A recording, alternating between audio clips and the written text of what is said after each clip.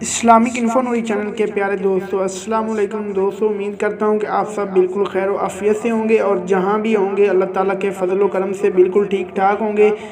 تو دوستو، بے اولاد لوگوں کے لیے وظیفہ لے کے آیا ہوں، ایسے بھائی اور بہنیں جن کے پاس اولاد نہیں ہے، جو اولاد کی نعمت سے مایوس ہو چکے ہیں، تو ان کے لیے وظیفہ لے کے آیا ہوں، ان کے لیے قرآن پاک کی آیات لے کے آیا ہوں کہ جن کے پاس اولاد نہیں ہے تو اللہ تعالیٰ نے قرآن مجید میں ان کے لیے کیا حکم فرمایا ہے، وہ کون سی آیات ہیں کہ جن کو پڑھنے سے اللہ تعالیٰ آپ کو صاحب اولاد کر دے گا، آپ کو اولاد جیسی نعمت سے نواز دے گا۔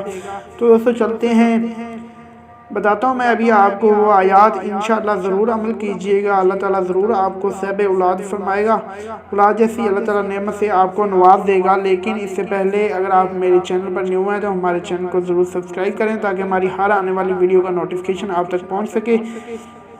دوستو، ہر نماز کے بعد 3 مرتبہ آپ نے یہ پڑھنا ہے۔ قرآن مجید میں اللہ تعالیٰ نے فرمایا ہے، قرآن مجید کی آیات ہے، ربی لا تذرنی وانت خیر الوارثین، ربی لا تذرنی وانت خیر الوارثین، ربی لا تذرنی وانت خیر الوارثین۔ آپ نے ان آیات کو ہر نماز کے بعد، فرض کے بعد آپ نے 3 مرتبہ ان کو پڑھ لینا ہے اور دعا مانگنی۔ انشاءاللہ اللہ تعالیٰ آپ کو ضرور اولاد جیسی نعمت سے نواز دے گا۔ دوستو، ویڈیو اچھی لگے، پسند آئے تو ایک اور ویڈیو کے ساتھ، وظیفے کے ساتھ ملتے ہیں۔ آپ سب اپنا خیال رکھیے گا، اللہ حافظ۔